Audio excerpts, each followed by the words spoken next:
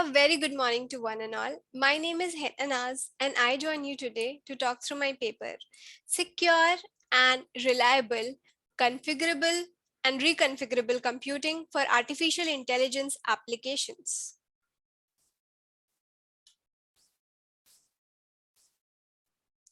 To start with, I want to share the motivation of this project. Due to huge data overload, developers and data scientists who are developing AI application and machine learning models are in need of computing systems that can work on data intensive models to provide results that are accurate and reliable. Data is only going to increase, so should the quality of hardware. To achieve this goal of learning efficiently, the hardware design plays an important role as much as the software stack on it. With the boom of artificial intelligence in this era of technological advancement, the enormous data has exposed the limitation with computing. Computing resources are bottlenecked by data. The emergence of large amounts of data has stressed the storage, data transfer, and primarily the computation capability of the systems.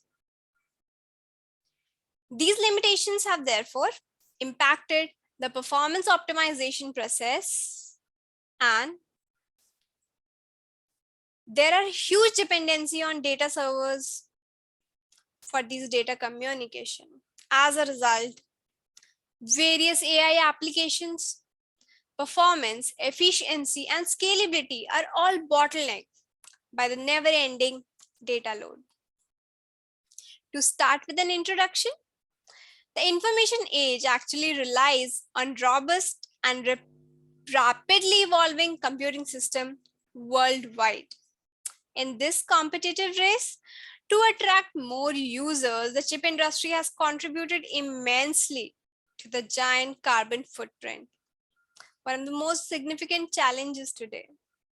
We really need greater hardware to perform better, to balance this imbalance without the need of changing hardware frequently.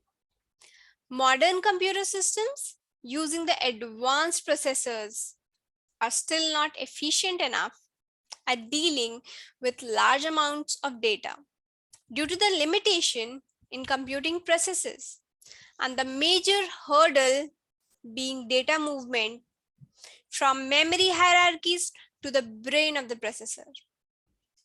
Therefore, unfortunately, the consumer devices today are limited by stringent hardware to accommodate any enhancement with the ever increasing demand.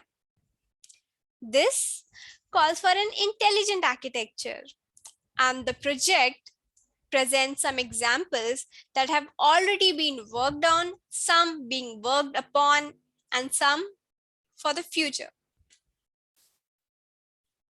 Let's talk about the problem statement. There is a need of advanced research in the field of computer architecture in order to develop and collaborate to identify the solution. GPUs, TPUs, FPGAs, ASICs, CPUs, and the talk of the town, DPUs. But what specific hardware architecture do we need? We need an intelligent architecture. An intelligent architecture is expected to handle the data storing, assessing, and processing efficiently.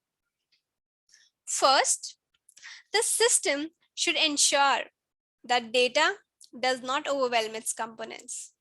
Second, an intelligent architecture takes advantage of every data and metadata that flows through the system to continuously improve its own decision making. Understanding the behavioral differences in these architectures, we can realize why data overwhelms modern machines today. Let's talk about performance indicators for these architectures.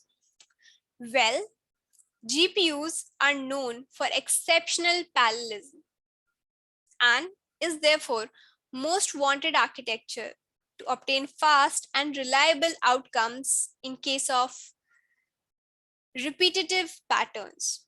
But they have their own limitations. When a chip is made purposefully for a given learning workload, for example, ASICs, it offers better performance as compared to a general purpose chip like GPU.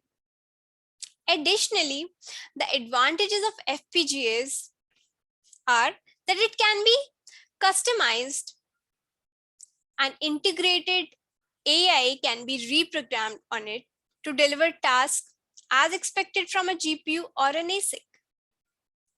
There really isn't a single hardware solution that works well. For every use case, the answer lies on the workload, the several other conditions like programmability, target, the throughput needed, cost in hand, and the learning curve if needed. Thus, what we need is a hybrid model. As per the analysis and the works happening around evolving these hardware architectures, it was found that the existing computing architectures are not at the par with the requirement for various computing applications. And that's why they all fall short of handling data well. Well, some of them can be categorized as classical, not proficient enough to take advantages of data available on them during their online operation. Employed models are using the same hardware architecture that have been designed with a rigid policy and a stringent hardware, which might not be aware about the use cases most suitable for on-fly runs. With my proposal of a hardware hybrid approach, it would help us achieve exceptional performance by stressing the available memory and making use of hardware resources as judiciously as possible. Now, coming to the modern architecture, for example, GPUs. The most system resources serve the processor without being capable of processing data. This leads to poor data handling. Many components are mainly just storing or moving data as opposed to actually performing computations on them. The solution is a data-centric approach with improved system security and reliability by handling data more locally near where it resides. This intelligent architecture can be understood through illustration of a basic machine learning accelerator. But what is an AI accelerator? It is a dedicated processor designed to accelerate your machine learning models. Machine learning and even the subset deep learning. They deal with large number of computation, matrix and matrix, or matrix and vector computation. These all can be easily parallelized. There can be different kinds of accelerator, for example, a GPU-based accelerator or an FPGA-based accelerator. We'll be discussing both, and today we'll be using a processing element structure accelerator architecture for this. Now let's go in deep and understand what are processing elements.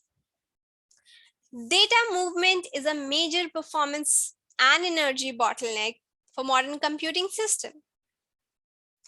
A large fraction of system energy is spent on moving this data across memory hierarchies. This processor-centric hardware architecture is therefore not keeping up with the data overload.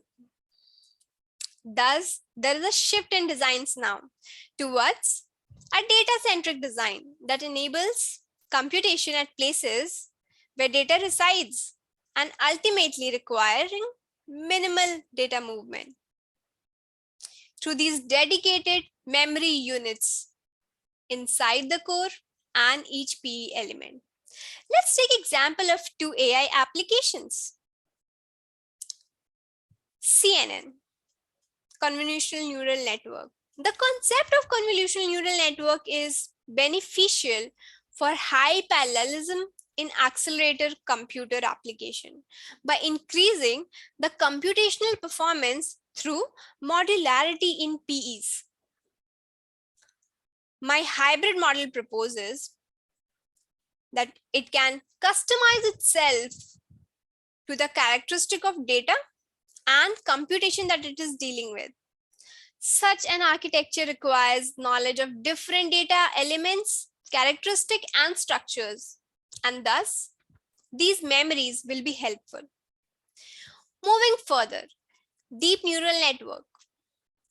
These have got frequent interaction with the off-chip memory and RAM for data operation and communication through the processing element arrays. This calls for an overhead of long data path and race around that can arise due to continuous data flow in compute pipes of these processors. The solution is an efficient place and route to reduce data communication overhead, and this will reduce the chance of malicious data entering inside the system. With the advanced memory efficient and data aware architecture, the results showed up to approximately 2 orders of magnitude improvement in energy and performance over the conventional processor-centric systems. To sum up the results, these reviews and recent works happening to enhance the hardware for artificial intelligence application was helpful to realize a hybrid twin model using GPUs and FPGAs for highest performance with programmability and control. To conclude with the demo, the reviews suggested a future plan employing hybrid approaches.